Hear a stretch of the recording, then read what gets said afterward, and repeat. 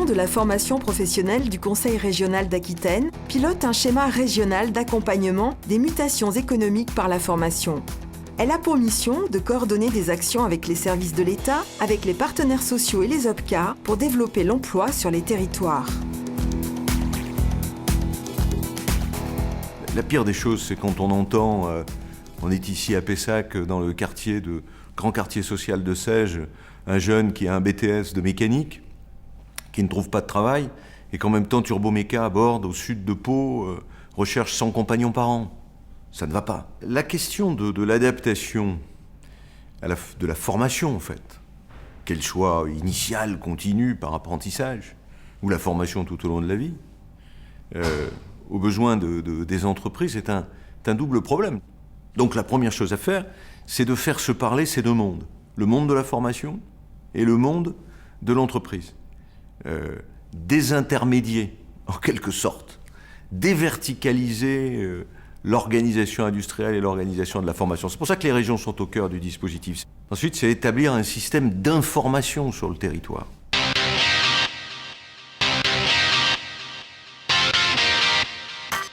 Un des axes forts de l'action que nous menons dans cette politique volontariste, c'est agir aussi au plus près des territoires pour répondre à la fois aux besoins de recrutement des entreprises, mais aussi aux demandeurs d'emploi qui vivent sur ces territoires et pour lesquels il est important, par une formation, de les faire accéder à ces emplois qui sont disponibles.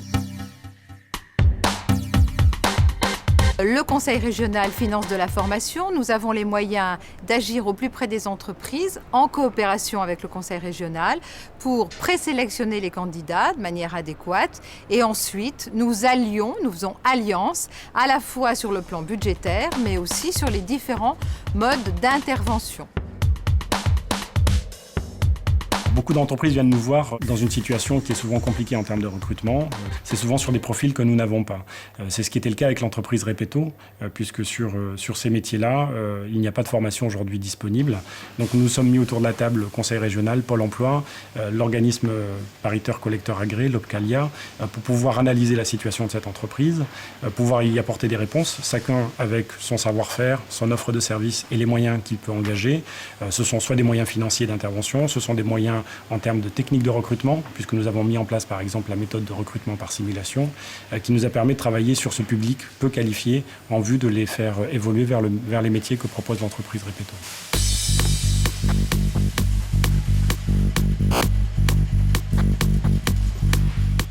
Gaël, je viens de l'industrie papetière. Sabrina, je viens de l'industrie chimique, cosmétique, pharmaceutique.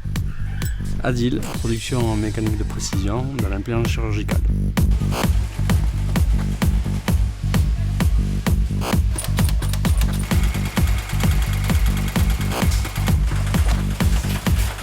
Après le recrutement, nous avons pu monter un dispositif de formation qui a créé de toutes pièces pour les besoins de l'entreprise et qui aujourd'hui permet de répondre à ces besoins de recrutement qui sont importants.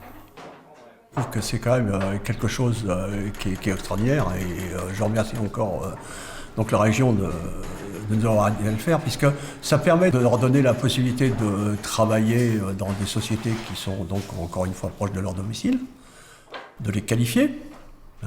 Et nous, l'avantage qu'il y a également, c'est que ça nous permet d'avoir aussi des gens qui vont rester dans notre entreprise. Donc ce qui nous intéresse, nous surtout, c'est ce qu'auront pouvoir faire les gens plutôt que ce qu'ils ont fait avant. Et ça, c'est quand même extraordinaire parce qu'on n'a pas les problèmes de l'âge, tous les problèmes inhérents à un CV ordinaire.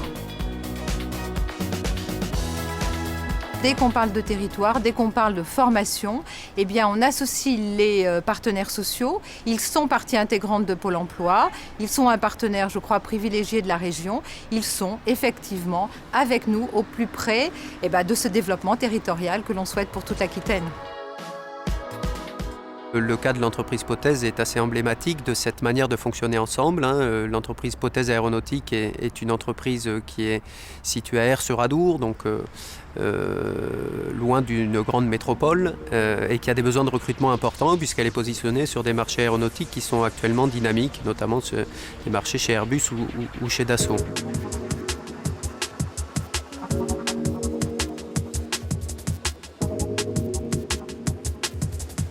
Et donc avec un certain nombre de partenaires que sont la région, Pôle emploi, l'UMM, nous mettons en place des dispositifs adaptés à nos besoins. Ces sessions portent sur la formation d'une douzaine de personnes à raison de 3 par an. Et évidemment, à l'issue de ces sessions, nous proposons des contrats de travail au sein de l'entreprise. J'ai trouvé l'emploi chez Potez grâce aux plateformes de la métallurgie proposées par Pôle emploi. Donc je me suis inscrite pour faire la formation au niveau de chez Potez. Ensuite, j'ai fait le parcours des 11 semaines de préqualification où j'ai été retenue. Ensuite, j'ai signé mon contrat pro, donc 1 an de contrat pro, avec au bout le passage de mon CQPM que j'ai eu et mon CDI aujourd'hui. Donc mon parcours pour moi, il est tout à fait réussi et j'en suis très satisfaite. On arrive maintenant avec les nouveaux dispositifs à satisfaire réellement, à se ponter réellement avec les besoins de terrain des entreprises et c'est ça qui donne une efficacité en matière d'emploi.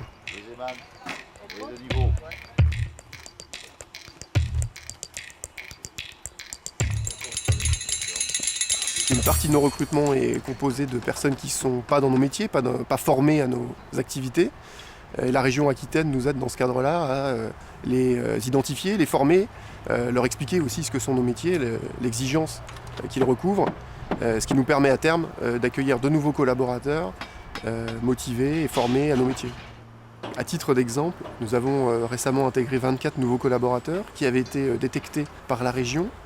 Ce sont tous des personnes qui sont issues de la région Aquitaine, éloignées de l'emploi au départ, qui vont rejoindre notre secteur d'activité, qui auprès de l'AFPA ont suivi une formation pour un premier module qualifiant, et puis dans nos entreprises, dans le cadre de contrats de professionnalisation, vont se former aux 3 autres modules qui les amèneront au titre professionnel de coffreur-bancheur, ce qui permettra de leur donner une expérience et, j'ai envie de dire, un diplôme. Les formations que nous mettons en œuvre, et ça nous a bousculé au niveau de l'AFPA, doivent constamment s'adapter aux besoins des entreprises locales, voire régionales. Ça a permis à l'AFPA de s'ouvrir, de travailler avec les partenaires, Mission Locale, Camp Emploi, Pôle Emploi, et aussi plus fortement encore avec les entreprises, bien que nous ayons une forte culture avec eux. Ils viennent un peu de tous les métiers et rarement du bâtiment, quoi. J'étais technicien sur machine à commande numérique. Avant, j'ai travaillé dans les espaces verts. Ils devaient passer un CCP 1 qui est coffreur-bancheur. Suite à ça, ils ont tous eu un contrat de professionnalisation avec Vinci Grands Travaux ou Vinci Construction. Ça débouche automatiquement sur du travail, sur un CDI, quoi. C'est valorisant, quoi. Je pense qu'il y a une prise de conscience assez générale que les dispositifs d'accès à l'emploi devaient être tournés prioritairement vers les besoins concrets des entreprises. Ce qui était novateur dans la démarche, c'est de pouvoir travailler en partenariat. Chacun a pu apporter son expertise, ses moyens d'intervention. Les entreprises que je peux représenter ont besoin d'un interlocuteur unique que joue très bien la région Aquitaine quand elle est capable de mettre autour de la table des organismes de formation comme l'AFPA, on l'a fait récemment, le Pôle emploi, les missions locales et puis les entreprises. Et que tout ce petit monde se trouve réuni pour construire des parcours pour des personnes qui vont rejoindre notre secteur d'activité.